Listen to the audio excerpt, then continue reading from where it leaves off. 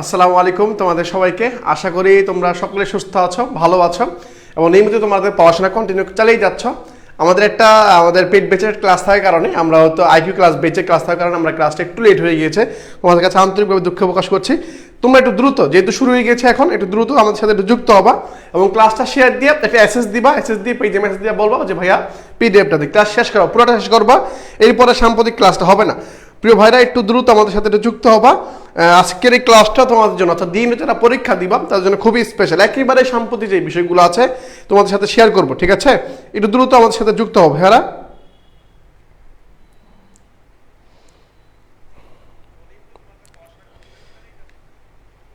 ওকে, দেখতে পাচ্ছি প্রিয় ভাইরা অনেকে চলে আসতেছো, দ্রুত একটু আসবা এবং আমরা আজকে ক্লাসটা সুন্দর মতো উপভোগ করবো, যাতে করে অনেকের এ ইউনিট পরীক্ষা দিতে হয় নাই, বি ইউনিট পরীক্ষা দিতে হয় নাই, ডি ইউনিট পরীক্ষা দিতে হয় নাই, সি ইউনিট পরীক্ষা দিতে হয় নাই, লাস্ট হচ্ছে ডি ইউনিট। এই ডি ইউনিটটা যাতে সুন্দর মতো ক্যাচ করতে পারো, ভালো সাবজেক্ট নিতে পারো, সে আশা আমরা করি, সে প্রত্যাশা আমরা করি, যাতে করে একটা সিট আসন নিশ্চিত করা হয়।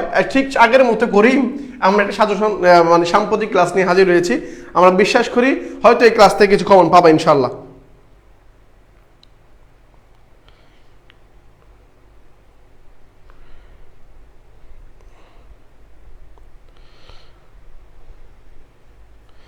এই তো ভাইরা, একটু দ্রুত আসবা, একটু দ্রুত করবা, আমাদের সাথে কানেক্ট হবা। আমি তোমাদেরকে আজকে যে সাম্প্রতিক বিষয়গুলো আছে সবগুলো জাস্ট কয়েকটা এমসিকিউ তোমাদের দেখাবো, যেগুলো তোমাদের জানা দরকার, সবগুলো তোমাদের সাথে আলোচনা করবো এবং দেখাবো। প্রিয় ভাইরা, একটু দ্রুত আমার সাথে একটু দ্রুত যুক্ত হবা এবং ক্লাসটা শেয়ার দিয়ে একটা খালি জাস্ট এসএস দিবা। ওকে, দেখতে পাচ্ছি অনেকেই যুক্ত হয়ে গিয়েছ। প্রিয় ভাইরা, আমি তোমাদের সময় নষ্ট করবো না, আমি তোমাদের জানি তোমাদের সময়টা খুবই গুরুত্বপূর্ণ। আমি আমার মতো করে সুন্দর যত দ্রুত সম্ভব চেষ্টা করবো ক্লাসটা শেষ করে দেওয়ার জন্য।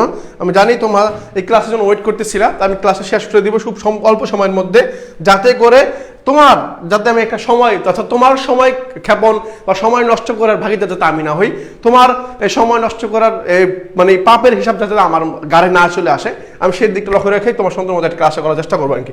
ওকে ভাইরা, আমি আমার চট্টগ্রাম বিশ্ববিদ্যালয়, এই বিশ্ববিদ্যালয়ের চান্স পাওয়ার জন্য সাধারণ কেন্দ্রে একটা ক্লাস নিয়ে হাজির হয়ে গেছি, যেটা একটা খুবই সাম্প্রতিক একটা বিষয়। আশা করি এখান থেকে সাম্প্রতিক থেকে প্রশ্ন তুমি ইনশাল্লাহ পাবা। দেখো, একটা খুব অল্প সময়ের মধ্যে আমি প্রশ্নগুলো দেখবো। প্রিয় ভাইরা, একটু ওকে, ঠিক আছে ভাই, যারা সালাম দিয়েছো তোমাদের ওয়ালাইকুম আসসালাম, তোমাদের প্রতি শুভকামনা রইল। বিশ্ববিদ্যালয়ে যারা পরিশ্রম করছে, যারা আসলেই চান্স পাওয়ার যোগ্য বা সত্যি পরিশ্রম করছে, তাদের চান্স হোক।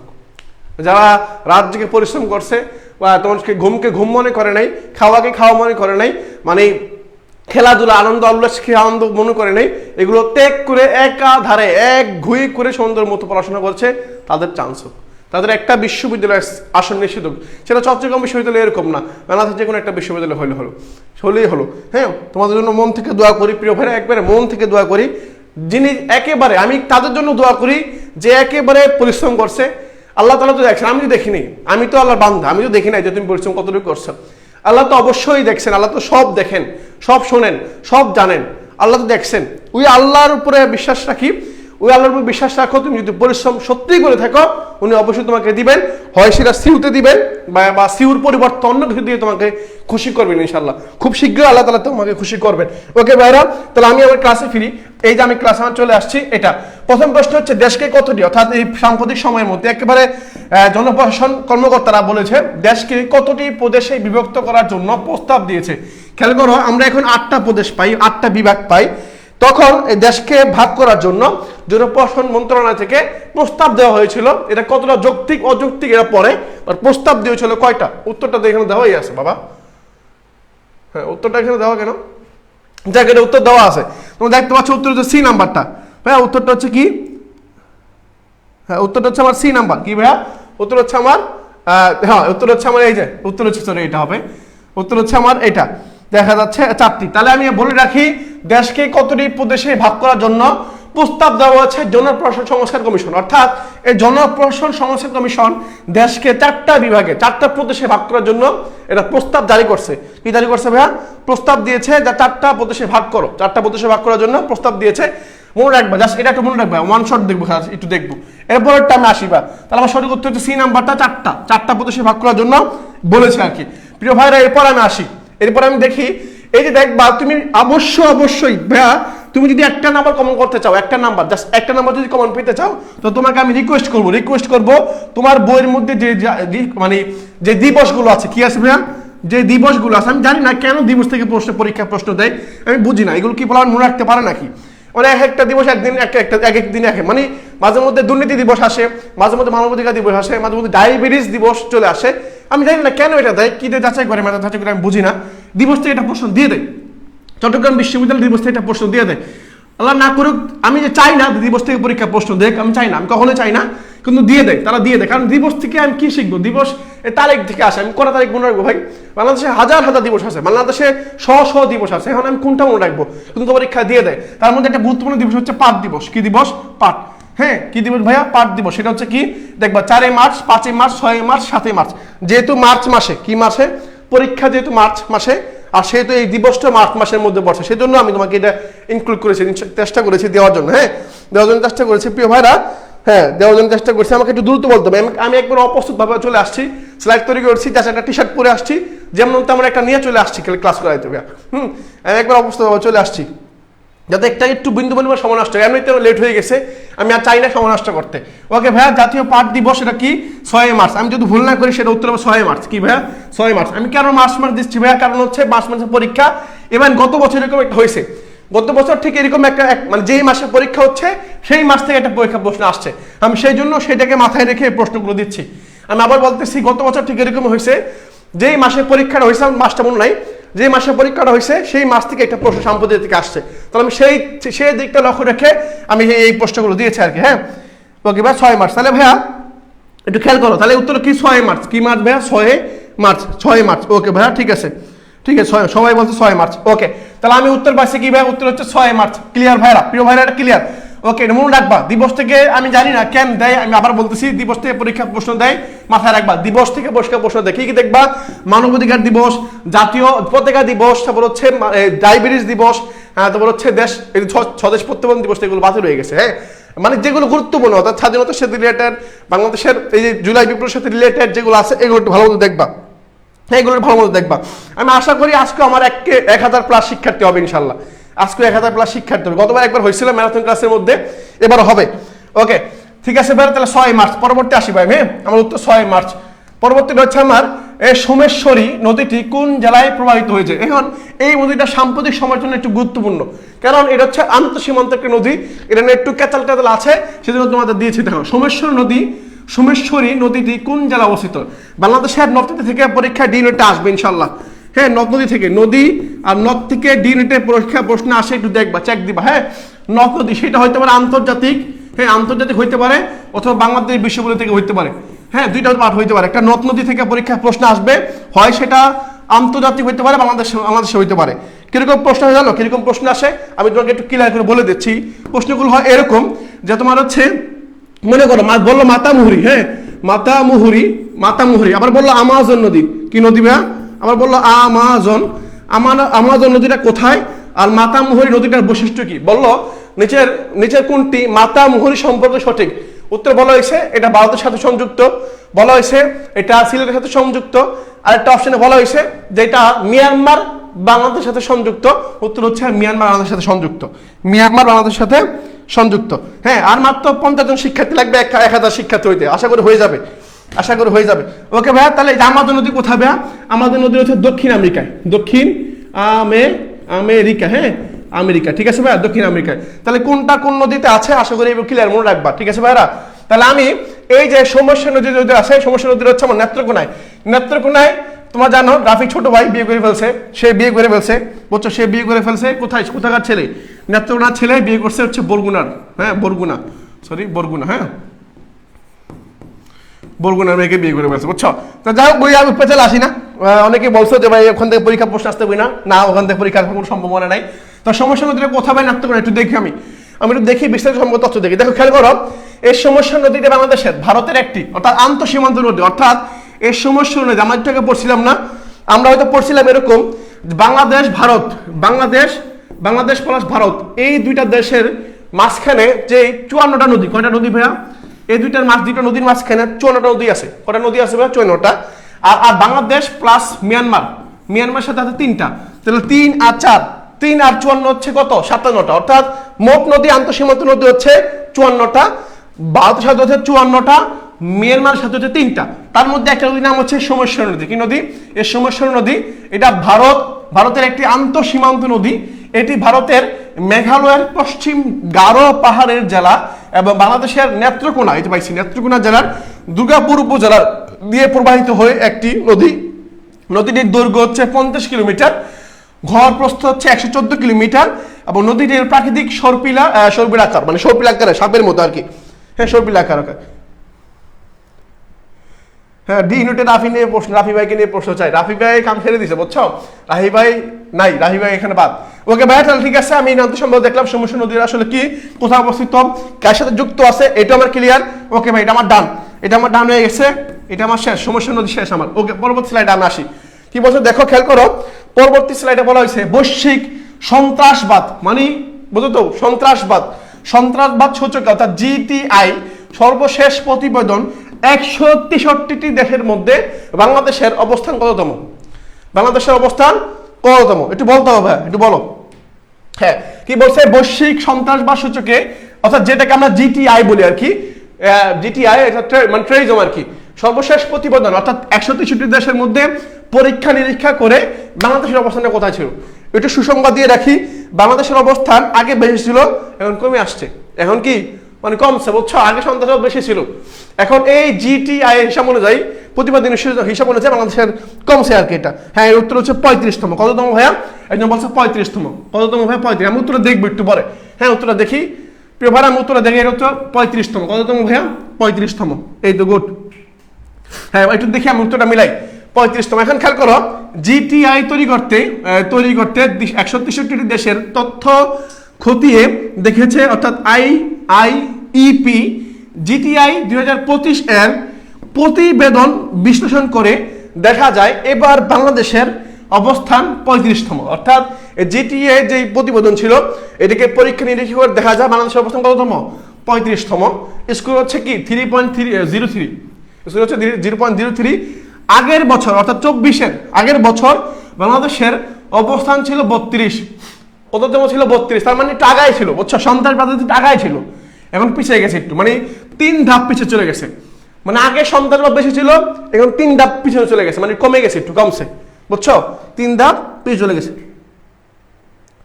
একদম বলতে নিশ্চয় হিসাব ভুল হয়েছে। ওকে, তাহলে দেখো, এই যে 35তম, কয়তম ভাইয়া? 35তম। তাহলে আগে ছিল 32তম, এখন বাংলাদেশ কয়তম? 35তম। এখন তোমার যদি বলো ভাইয়া এটা হয়তো ভুল দিছে, এটা আমার কিছু করার নেই। প্রতিবেদন কার? এটা জিটিআই এর প্রতিবেদন, বুঝতে পারছো? ওকে ভাইয়া, পরে আসি। অবস্থান ছিল বলে সন্ত্রাসবাদ কমায় আগের বছরের তুলনায় এবার বাংলাদেশের জিটিআই 3 ধাপ উন্নতি করেছে। 3 ধাপ, মানে 3 ধাপ উন্নতি করছে, মানে কমছে আর কি, বুঝছো? কমছে। ওকে ভাইরা, এরপরে আসি, এরপরটা আসি। ওকে, পরে কি বলছে? সম্প্রতি 5 মার্চ 2025, 5 মার্চের কথা বলতে, 5 মার্চের কথা, বাংলাদেশের জাতীয় দলের ক্রিকেটার মুশফিকুর রহিম কোন ধরনের ক্রিকেট থেকে অবসর ঘোষণা দিয়েছে?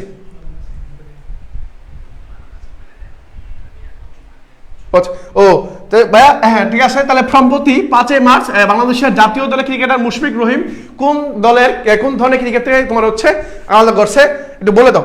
হ্যাঁ, আর একটু বলে রাখি, আমাদের আরইউ একটা বেশ শুরু হবে, আরইউ আর জিএসটির জন্য একটা বেশ শুরু হবে খুব শীঘ্রই, আমরা ঘোষণা করবো ইনশাল্লাহ। হ্যাঁ, ওকে, তাহলে দেখো, সম্প্রতি 5 মার্চ তোমার হচ্ছে এই জাতীয় দলের ক্রিকেটার মুশফিকুর রহিম কোন ধরনের ক্রিকেট থেকে অবসর ঘোষণা দিয়েছে? ওয়ানডে, টেস্ট, টি20 নাকি সবগুলা? কোন জায়গায় ঘোষণা দিয়েছে ভাইয়া? হ্যাঁ, তাহলে আমি দ্রুত বললাম, আমার ক্লাস শেষ হয়ে যাবে, তোমার পিডিএফ পড়ার আগে আমার ক্লাস শেষ হয়ে যাবে। সম্প্রতি 5 মার্চ, এটা হচ্ছে ওয়ানডে। কি ভাইয়া? ওয়ানডে ক্রিকেট, অর্থাৎ ওয়ানডে ক্রিকেট থেকে তোমার হচ্ছে কি করছে? এই যে নুরুল আফসার বলছো, তোমার হচ্ছে ওয়ানডে ক্রিকেট থেকে মানে অবসর নিয়েছে, রিটায়ার নিয়েছে আর কি, বুঝছো? তাহলে 5 মার্চ, সেটা হচ্ছে 5 মার্চ ওয়ানডে ক্রিকেট থেকে তোমার হচ্ছে জাতীয় দলের ক্রিকেটার মুশফিকুর রহিম কি করছে? তোমার হচ্ছে অবসরের ঘোষণা দিয়েছে।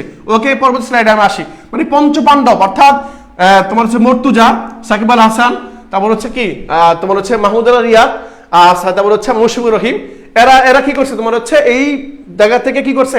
ওয়ানডে থেকে সবাই আস্তে আস্তে চলে গেছে, পঞ্চপাণ্ডব যাদেরকে আমরা বলি আর কি। ওকে, পরবর্তী স্লাইডে আসি। এটা কি বলছে, জাতিসংঘ পরিচালিত world happiness report 2024, world happiness report অর্থাৎ বিশ্বের সুখী দেশ শেষ তালিকায় জাতিসংঘের পরিচালিত ওয়ার্ল্ড হ্যাপিনেস রিপোর্ট, জাতিসংঘের বিশ্ব তোমার হচ্ছে যে সুখী দেশগুলো আছে, এই 2024 সালে বিশ্বের সবচেয়ে সুখী দেশের তালিকায় 143টি, কয়টা ভাইয়া, 143টি দেশের মধ্যে বাংলাদেশের অবস্থান কততম? বাংলাদেশের অবস্থান কততম? প্রশ্ন হচ্ছে এটা। হ্যাঁ এটা বলতে হবে 100, হ্যাঁ একজন বলছে 119, 129, 90 নাকি 100তম বাংলাদেশ, মানে ওয়ার্ল্ড হ্যাপিনেসের আলোকে, ওয়ার্ল্ড হ্যাপিনেসের আলোকে বাংলাদেশের যদি সুখী দেশ হিসেবে চিন্তা করা হয় তাহলে বিশ্বের মধ্যে অর্থাৎ 143 দেশের মধ্যে বাংলাদেশের অবস্থানটা কোন জায়গায় চলে গেছে। হ্যাঁ একজন বলছে ভাই এটা সঠিক উত্তর হবে, দেখে আমি উত্তর মিলাবো আর কি। 129 বলছে, 129 কি বলছে 119, আমি উত্তর দেখবো। হ্যাঁ তাহলে মোট দেশ হচ্ছে কয়টা? এই পরীক্ষাটা করেছে 143 দেশের মধ্যে, কয়টা দেশের মধ্যে? 143 দেশের মধ্যে। এর মধ্যে বাংলাদেশের অবস্থানটা কোথায়? এবং বলে রাখি এটা হচ্ছে সবচেয়ে প্রথম হচ্ছে ফিনল্যান্ড। ফিনল্যান্ড হচ্ছে সুখী দেশ, ফিনল্যান্ড হচ্ছে কি সুখী দেশ বলে রাখছি, ফিনল্যান্ড হচ্ছে প্রথম। আর বাংলাদেশ হচ্ছে কততম সেটা আমরা এখন এই যে উত্তর দেখবো, সেটা হচ্ছে 129তম, 129তম বাংলাদেশের অবস্থান। মানে মাত্র 143টা দেশের মধ্যে একবার শেষ পর্যায়ে কি বাংলাদেশ, মানে বাংলাদেশ কতটুকু সুখী বুঝতে পারছো? মানে সুখীর তুলনায় একেবারে শেষ দিকে, একেবারে শেষ দিকে, বুঝছো, একেবারে শেষ দিকে গেছে।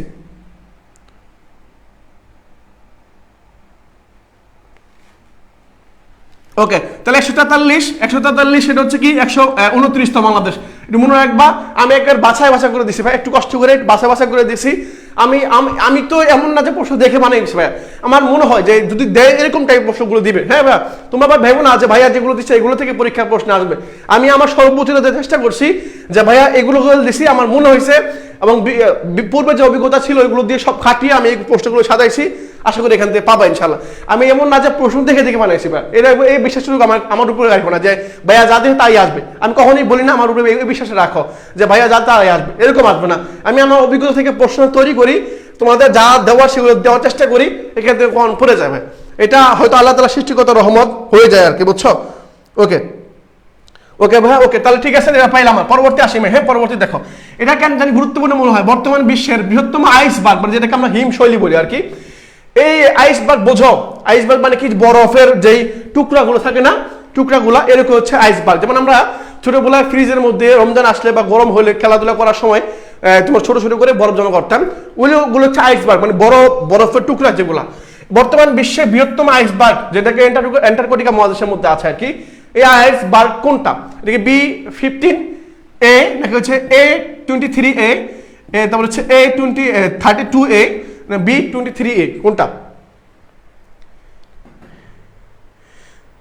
পিডিএফ কি হবে? পিডিএফ হচ্ছে যা সহজ কথা হচ্ছে শেয়ারটা দিয়ে একটা শেয়ার দিবা, শেয়ার দিয়ে অ্যাসেস দিবা, তারপর একটা পেজে মেসেজ দিবা যে আমার শেয়ার দিছি, পিডিএফটা দেন, আমরা ইনশাআল্লাহ দিব। দিব। ওকে ভাইয়া ঠিক আছে, পরবর্তী আসি। ওকে ঠিক আছে, তাহলে আমার সঠিক উত্তর হচ্ছে কোনটা? এইটা A23A, মানে A23A, এটা হচ্ছে সঠিক উত্তর। দেখি তো আমি মিলাবো আর কি, A23। ওকে ঠিক আছে ভাই, তাহলে আমি পরবর্তী মিলাই দেখি আমি উত্তরটা হয়েছে কিনা। হ্যাঁ A23A, সঠিক উত্তর হচ্ছে A23A। মনে রাখবা, বর্তমান বিশ্বের বৃহত্তম আইসবার্গ, অর্থাৎ যেটাকে আমরা হিমশৈল বলি আর কি, হিমশৈল বলি, মানে বরফ টুকরা। আমি তোমাকে দেখাই একটু, তাহলে বুঝতে পারবো। এই যে দেখো, এই যে দেখতে পাচ্ছ, এটা হচ্ছে কি, এই যে আইসবার্গ দেখছো ঘুরে যাচ্ছে। পৃথিবীর সবচেয়ে বড় হিমশৈলী যেটাকে আইসবার্গ, নাম হচ্ছে A23A, যেটা হচ্ছে অ্যান্টার্কটিকা মহাদেশে অবস্থিত। বিশাল এই হিমশৈলী আকারে হিমালয়ের চেয়ে প্রায় 5 গুণ বড়। চিন্তা করছো? একটু ইমাজিন করো, যেটা হিমালয় পৃথিবীর সবচেয়ে উঁচু যেটা, এই হিমালয়ের চেয়ে 5 গুণ বড়। চিন্তা করো আল্লাহ, ইমাজিন করো, চিন্তা করো যে হিমালয় পৃথিবীর সবচেয়ে উঁচা জায়গা, সেটা থেকে 5 গুণ বড়। হ্যাঁ দেখো দেখো, তুমি চিন্তা করলে তোমার স্মৃতিশক্তি কতটুকু ধরে, চিন্তা করো কত বড়।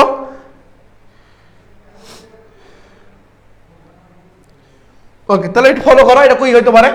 বিশাল এই আকারের হিমশৈলীটি প্রতিদিন প্রায় 30 কিলোমিটার গতিতে আটলান্টিকের পারে অবস্থিত দক্ষিণ জর্জিয়া দ্বীপের দিকে অগ্রসর হচ্ছে বলে জানিয়েছেন বিজ্ঞানীরা।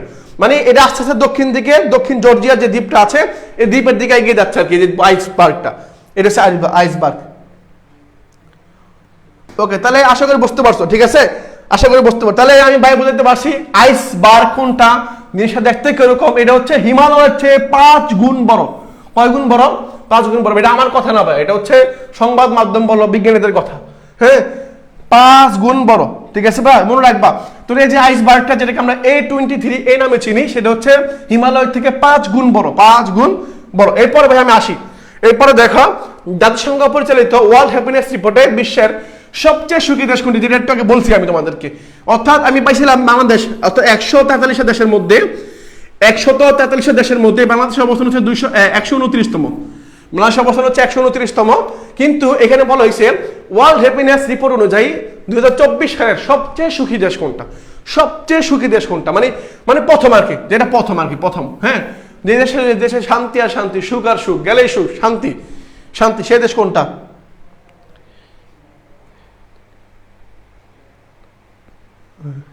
ওকে, তাহলে কি উত্তর কি একদম ফলস? ফিনল্যান্ড, যেটাকে বলছিলাম তোমাদেরকে আমি। হ্যাঁ, উত্তর হচ্ছে কি ভাই? উত্তর হচ্ছে আমাদের ফিনল্যান্ড। হ্যাঁ, ফিনল্যান্ড, ফিনল্যান্ড সঠিক উত্তর কি ভাই? আমার ফিনল্যান্ড। প্রিয় ভাইরা একটু মনে রাখবা, আশা করি ভুল হবে না।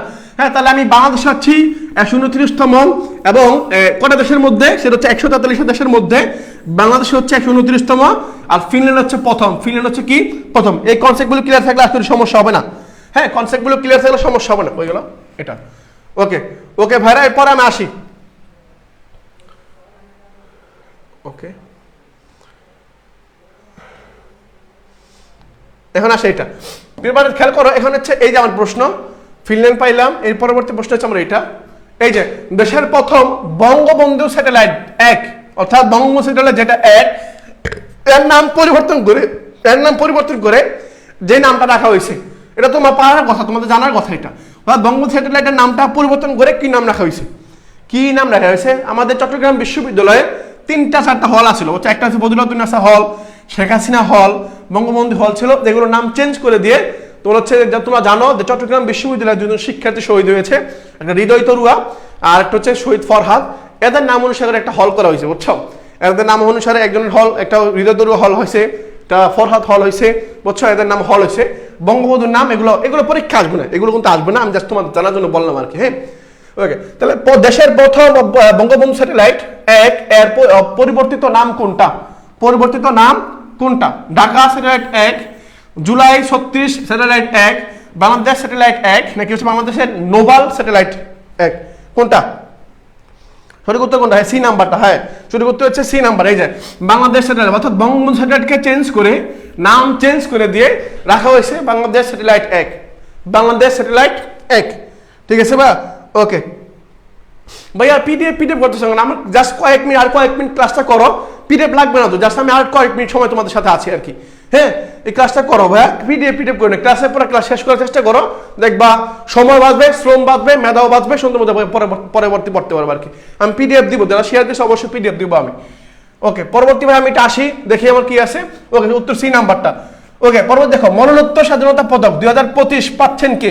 মানে মারা গেছেন, মারা যাওয়ার পরে পদক পাচ্ছেন, উনি কে? মীর মুগ্ধ, আবরার ফাহাদ, নাকি আবু সাইদ চৌধুরী, সাগর আহমেদ, কে? অর্থাৎ মরণোত্তর মানে হচ্ছে মারা যাওয়ার পরে, মরণোত্তর মানে মারা যাওয়ার পরে স্বাধীনতা পদক 2025 পাচ্ছেন কে? হ্যাঁ, এটা কি আবরার ফাহাদ, মীর মুগ্ধ, আবু সাইদ চৌধুরী, নাকি হচ্ছে সাগর আহমেদ?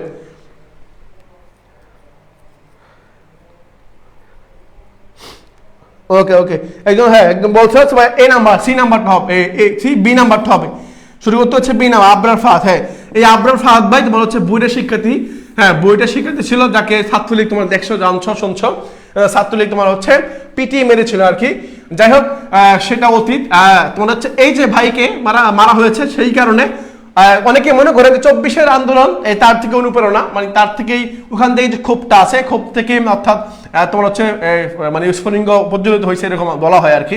তো আবরার ফাহাদ ভাই, এই আবরার ফাহাদ ভাইয়ের দেওয়া হয়েছে মরণোত্তর স্বাধীনতা পদক আর কি, মনে রাখবা। হ্যাঁ, এটা মনে রাখবা। ওকে ভাইরা, এই পরবর্তী স্লাইডে আমি আসি। খেয়াল করো, এর পরবর্তী হচ্ছে ব্রিক্সের, এই যে ব্রিক্স ভাই, যে ব্রিক্স, হ্যাঁ কেন জানি ব্রিক্স বর্তমান সদস্য দেশ কত? আমি একটু বলি, তোমাদের একটু মনে করাই দিই। হ্যাঁ, তোমাদের একটু মনে করে দেয়, তোমরা তো অনেক ভুল করো।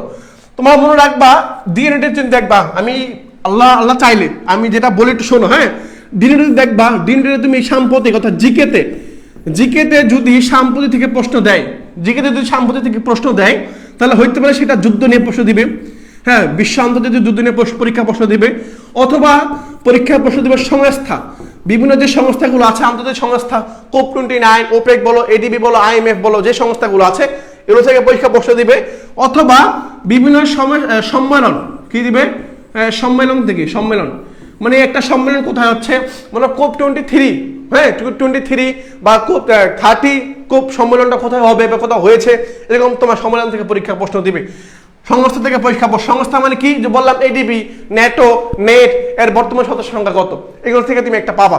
আমি এই ক্লাস একটা নিয়েছিলাম, এর আগে ক্লাসটা হয়তো আমি যে সাম্প্রতিক ক্লাসটা নিয়েছিলাম ওই ক্লাসের মধ্যে এই সংস্থা, এই সম্মেলন থেকে পরীক্ষা আমি অনেকগুলো তোমাদের এমসিকিউ পড়াইছি, আশা করি ওগুলো ভালো মতো পড়িও। হ্যাঁ, তাহলে এই সংস্থা কি কি পড়বো ভাইয়া, সংস্থা, যুদ্ধ, সম্মেলন, জাস্ট আন্তর্জাতিক পার্টটা পড়বে, আন্তর্জাতিক পার্টটা পড়বে। হ্যাঁ, যুদ্ধ যেমন এই যে ইসরায়েল ফিলিস্তিন যুদ্ধ, হ্যাঁ ইসরায়েল ফিলিস্তিন যুদ্ধ, ইউক্রেন রাশিয়ার যুদ্ধ, পাশাপাশি এই যে যুক্তরাষ্ট্রে যে নির্বাচন হলো, এই নির্বাচনের পরবর্তী প্রক্রিয়াটা কি হয়েছে, বা কোন কোন দেশে তারা নিষেধাজ্ঞা দিয়েছে, বা তোমার হচ্ছে এই যে এইগুলো জিনিসগুলো দেখবা। হ্যাঁ, ওকে, আশা করি তোমাদের একটু বলতে পারছি, আশা করি সংস্থা মনে পড়ছে, সেই জন্য বলতে পারলাম আর কি। যুদ্ধ, এই জিনিসগুলো একটু মাথায় রাখবা, দেখবা। হ্যাঁ, ওকে, দেখবা। ওকে ওকে, ঠিক আছে, ওকে, পরবর্তী আমি এটা উত্তর মিলাই ভাই, এটা উত্তর মিলাই, কে কি বলতে পারবে এটা সঠিক উত্তরটা কি হবে? হ্যাঁ 10টি, এই যে শান্তিদা মেঘলা বলছো তোমার হচ্ছে 10টি, এই নাম্বারটা কয়টা ভাই? 10টা। ব্রিক্সের বর্তমান সদস্য দেশ কতটি? উত্তর হচ্ছে 10টা। কয়টা? 10টা। কয়টা ভাইয়া? 10টা। এই যে 10টা সদস্য, এখন আমি দেখবো 10টা আসলে কে কে, 10টা আসলে কে কে আছে দেখো। ব্রিক্স, এই যে ব্রিক্স হলো একটি আন্তর্জাতিক সংস্থা, এটা কিন্তু আঞ্চলিক না, এটা আন্তর্জাতিক। হ্যাঁ, এটি 10টি দেশের সমন্বয়ে গঠিত। কয়টা দেশ? 10টি দেশের সমন্বয়ে গঠিত। ওকে, এটা হচ্ছে 1 নম্বর দেশ হচ্ছে ব্রাজিল, 2 নম্বর রাশিয়া, পরে ভারত, পরে চীন, পরে দক্ষিণ আফ্রিকা, মিশর, ইথিওপিয়া, ইন্দোনেশিয়া আর ইরান, এবং সর্বশেষ যুক্ত হয়েছে আরব আমিরাত। তাহলে আমি তোমাকে একটু ক্লিয়ার করে বলে দেই, ব্রিক্স এর সদস্য সংখ্যা হচ্ছে 10টি, 10টি সদস্য সংখ্যা 10টি, এবং এর মধ্যে আফ্রিকা সর্বশেষ যুক্ত হচ্ছে আরব আমিরাত, যেটাকে আমরা দুবাই বলি। হ্যাঁ, আরব আমিরাত যুক্ত হয়েছে সর্বশেষ।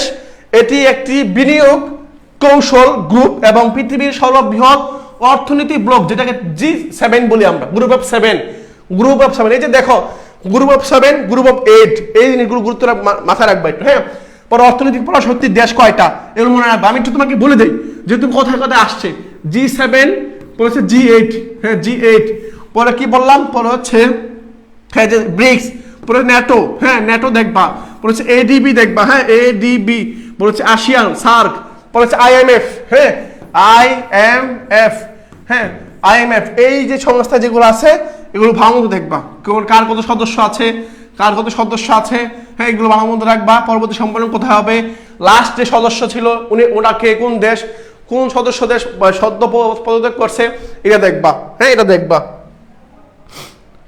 ঠিক আছে ভাইয়া? ওকে ওকে, ঠিক আছে। তাহলে আমি আবার বলে দিচ্ছি, এই আমাদের কিন্তু তোমার হচ্ছে এই সিউর পরীক্ষা শেষ হওয়ার পরে আমরা রাবির জন্য একটা বেচ চালু করবো আর জিএসের জন্য একটা বেচ চালু করবো ইনশাল্লাহ। হ্যাঁ, ওকে প্রিয় ভাইরা, এই যে মাথায় রাখেন, তোমাদের বলে দিচ্ছি আমি, এটা তুমি মাথায় রাখবা। তাহলে ব্রিক্সের সদস্য 10টা, কয়টা ভাই? 10টা। ওকে, একটু অ্যাসেস দিয়ে না পারলে দেখো, মাত্র 29 দিনের মধ্যে 7 মহাদেশের সাগরে স্কুবা ডাইভিং করে বিশ্ব রেকর্ড গড়েছেন যুক্তরাষ্ট্রের কে? মানে দেশটা হচ্ছে যুক্তরাষ্ট্র বলে উল্লেখ করে দিচ্ছে, মাত্র 19 দিন 7টি মহাদেশে, অর্থাৎ চিন্তা করছো 19 দিন সময়, মাত্র 19 দিন সময়ের মধ্যে 7টা মহাদেশ, পৃথিবীর 7টা মহাদেশের সাগরে স্কুবা ডাইভিং করে বিশ্ব রেকর্ড গড়েছেন। চিন্তা করো, শুধু এশিয়া মহাদেশ না, শুধু ইউরোপ না, শুধু উত্তর আমেরিকা না, দক্ষিণ আমেরিকা না, সে আফ্রিকা, তারপর হচ্ছে অ্যান্টার্কটিকা, পাশাপাশি হচ্ছে আর অস্ট্রেলিয়া মহাদেশ, বা যেটাকে আমরা অস্ট্রেলিয়া মহাদেশ চিনি। ওকে, তাহলে এই যে দেখো, এখন বলতে হবে মাত্র 19 দিনের মধ্যে G7 7 মহাদেশের মধ্যে স্কুবা ডাইভিং করে বিশ্ব রেকর্ড করেছে যুক্তরাষ্ট্রের কে? ব্রিংটন স্কট, এই সেই ব্রিংটন স্কট, সে হচ্ছে সঠিক উত্তর আমার। ওকে, একদম হচ্ছে স্টিভ রিমন না, আমার সঠিক উত্তর হচ্ছে এই নাম্বারটা, আমি দেখি আমি মিলাবো। হ্যাঁ,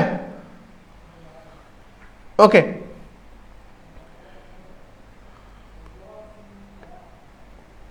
হ্যাঁ একদম বলছে টাকা থাকলে আমি যেতাম, টাকা থাকলে না, ইচ্ছা থাকা লাগবে, ইচ্ছা শক্তি, সামর্থ্য টাকা তুমি ইনকাম হয়ে যাবে, দেখবা ইচ্ছা করো তুমি, চেষ্টা করো, হয়ে যাবে দেখবা টাকা পয়সা। মাত্র 19 দিনের মধ্যে 7টি মহাদেশ ঘুরে, সেটা হচ্ছে কি দেখি উত্তরটা মিলে দেখি। হ্যাঁ, উত্তর হচ্ছে ব্রিংটন স্কট, মনে রাখবা। মাত্র 19 দিনের মধ্যে 7 মহাদেশ সাগরে স্কুবা ডাইভিং করে বিশ্ব রেকর্ড করেছেন ব্রিংটন স্কুট, যেটা হচ্ছে যুক্তরাষ্ট্রের নাগরিক আর কি, যুক্তরাষ্ট্রের নাগরিক। পরবর্তী প্রশ্নে আসি।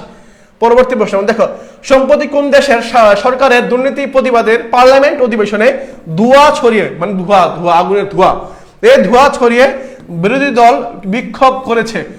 সম্প্রতি অর্থাৎ সাম্প্রতিক সময়ে কোন দেশে সরকারের দুর্নীতির প্রতিবাদে, মানে দুর্নীতি করছে এমন ভাবে করছে, ওগুলি প্রতিবাদ করে বিরোধী দল পার্লামেন্টে ধোঁয়া ছড়িয়ে বিরোধী দলকে বিক্ষোভ করেছে? এটা কি সুইজারল্যান্ড, এটা কি জর্জিয়া, উত্তর কোরিয়া নাকি সার্বিয়া?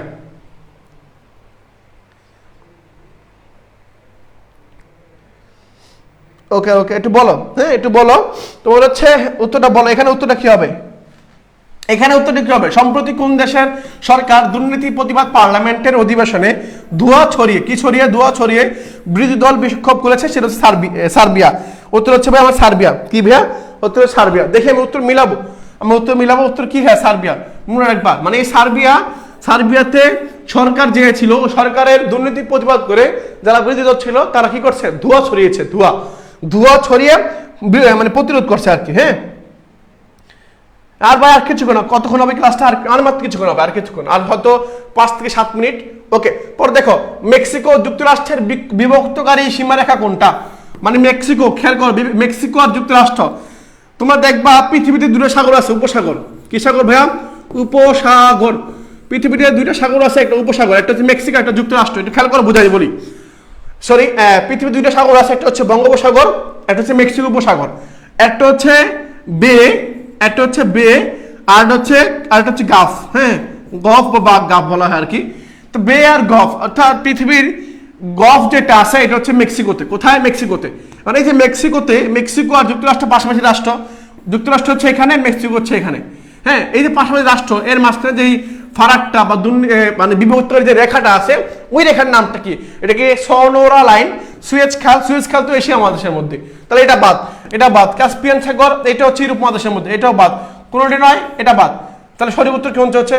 তো একবার মাঝে মধ্যে তুমি চেষ্টা করবা অপশন বাদ দেওয়ার জন্য। তুমি মনে করো একটা অপশন পারো না, আমি বলে দিচ্ছি, তোমাদের সিস্টেম শিখাই দিই। তুমি অপশনের মধ্যে যদি দেখো, পরীক্ষার মধ্যে যদি দেখো 2টা অপশনের মধ্যে কনফিউশন, দুইটার মধ্যে কনফিউশন, তাহলে কি করবা? আরেকটা টেকনিক শিখাই দিই।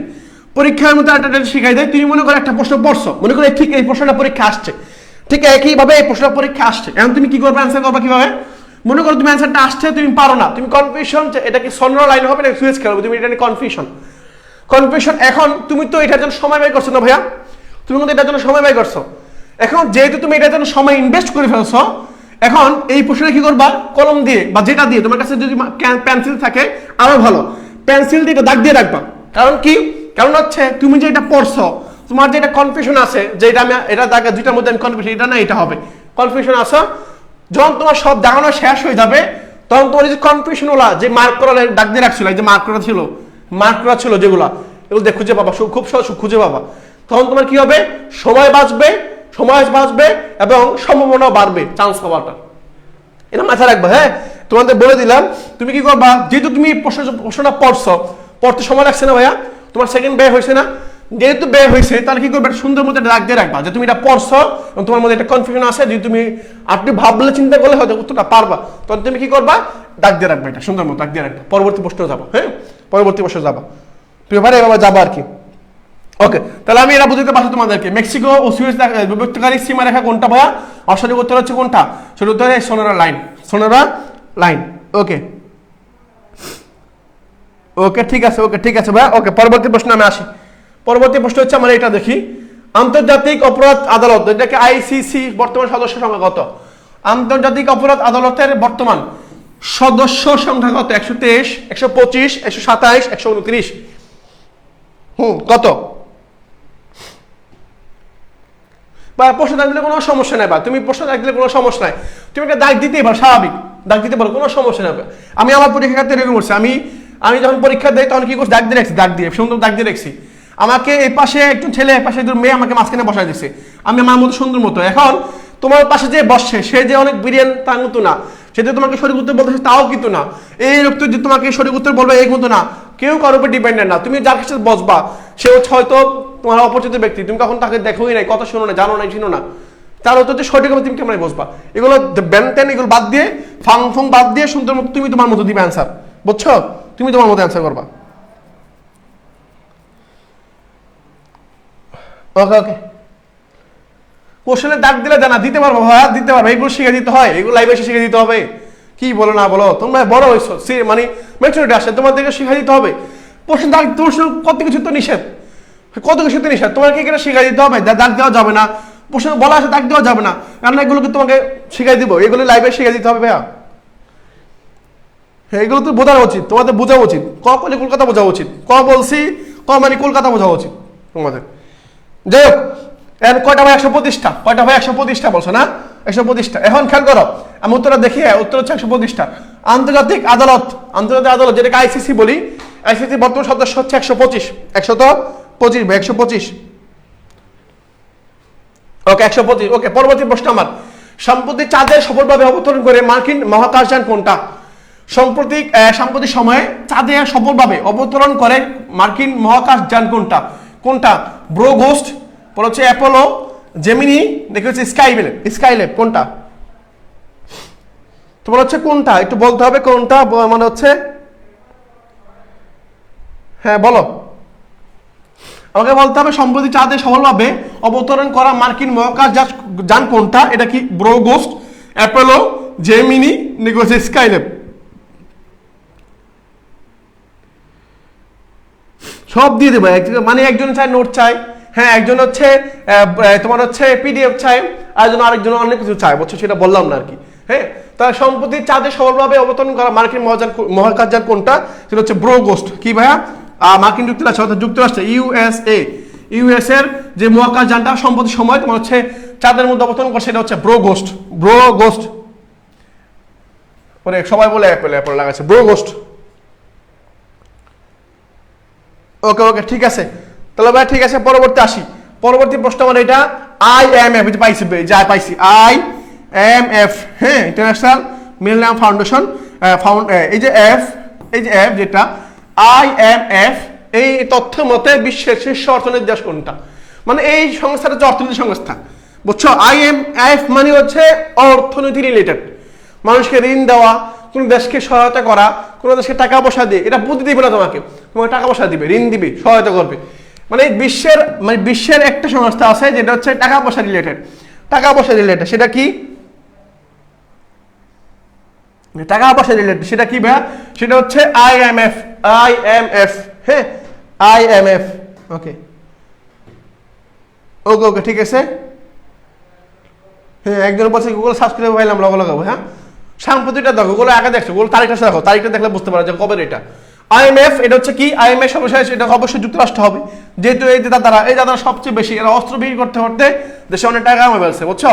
এরা বেশি জামাল লাগাই দিবে, জামাল লাগাই বলবে লাগা যুদ্ধ, আর আমরা অস্ত্র বিক্রি করি, অস্ত্র বিক্রি করতে টাকা পয়সা জমাই ফেলবে, এরা হচ্ছে সেই জাতি, বুঝছো? মানে এই কথিত আছে, তোমার যদি শত্রু না থাকে, হ্যাঁ তোমাদের শত্রু না থাকে, তোমার যদি যুক্তরাষ্ট্র নামে একটা কোনো দেশ বন্ধু থাকে, তাহলে সেটাই এনাফ। অর্থাৎ কোনো দেশ যুক্তরাষ্ট্রকে যদি বন্ধু বানায়, তাহলে তার কখনোই শত্রুর অভাব হবে না। মানে এই যুক্তরাষ্ট্র থেকে বন্ধু এবং শত্রু দুইটার অভাবই পূরণ করবে, যুক্তরাষ্ট্র হচ্ছে এমন দেশ।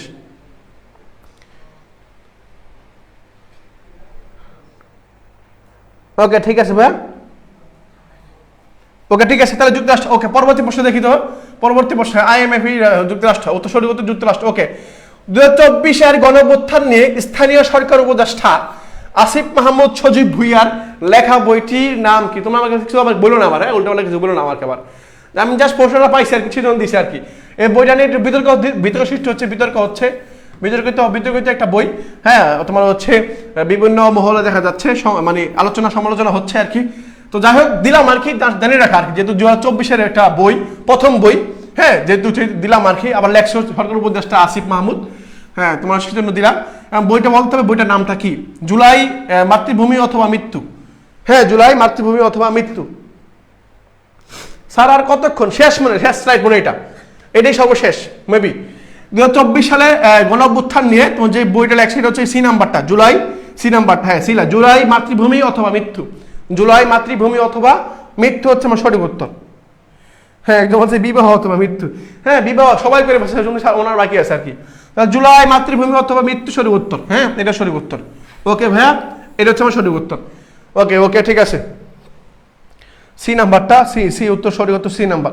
প্রিয় ভাইরা তাহলে উত্তর পাইছি আমি, আমার উত্তর পেয়ে গেছি। পরবর্তী প্রশ্ন আছে, হ্যাঁ এটা দেখো বা, সম্প্রতি ঢাকায় গণপরিবহনে নারীদের নিরাপত্তা নিশ্চিত করার জন্য মোবাইল অ্যাপটি চালু করা হয়েছে। সেই মোবাইল অ্যাপটার নাম কি? হেল্প, নারী জাগরণী, নারী 36, কোনোটিই নয়।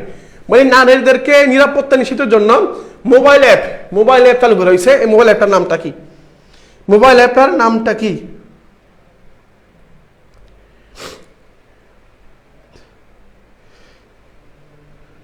বলো এটা বলো ভাইয়া, কি বলছি? সম্প্রতি ঢাকায় গণপরিবহনে নারীদের নিরাপত্তা নিশ্চিতে কোন মোবাইল অ্যাপটি চালু করা হয়েছে? হ্যাঁ হেল্প নাকি হচ্ছে নারী 36, কোনটা?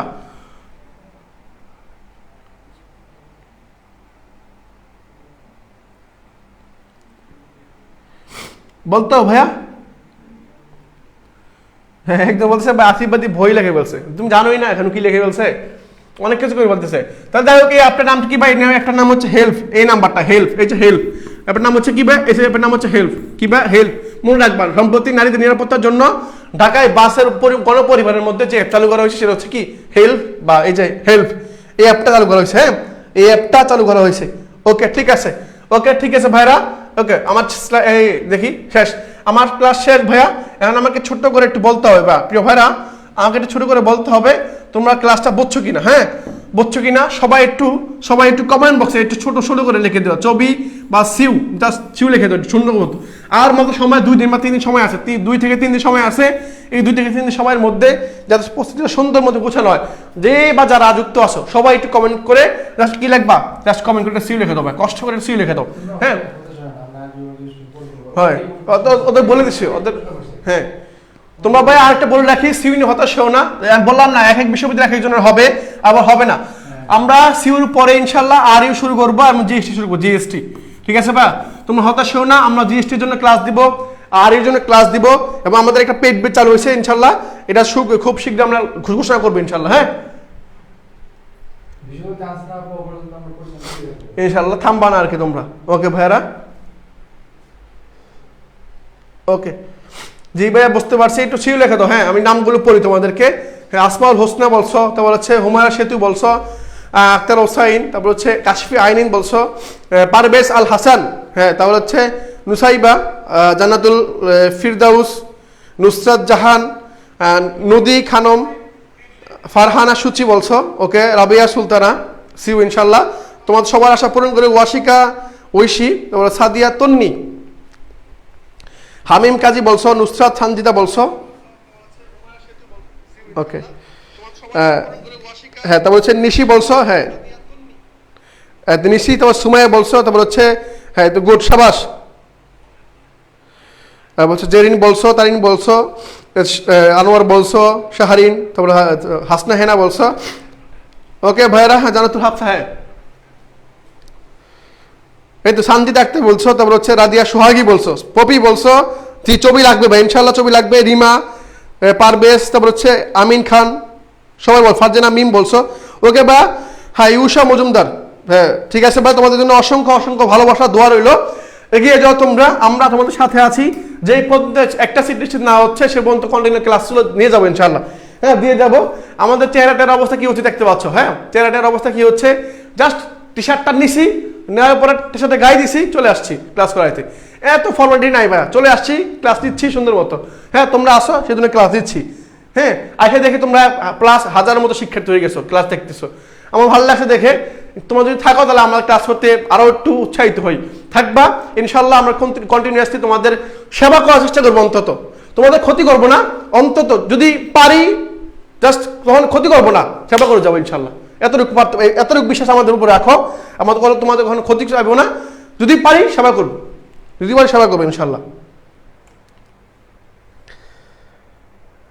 ওকে ভাইরা ঠিক আছে তাহলে, আল্লাহ হাফেজ। ঠিক আছে ভাই, আল্লাহ হাফেজ, দেখা হবে পরবর্তী সেশনে, হয়তো পরবর্তী দেখা হইতে পারে চট্টগ্রাম বিশ্ববিদ্যালয় ক্যাম্পাসের মধ্যে। ইনশাআল্লাহ দোয়া রইল। আসসালামু আলাইকুম।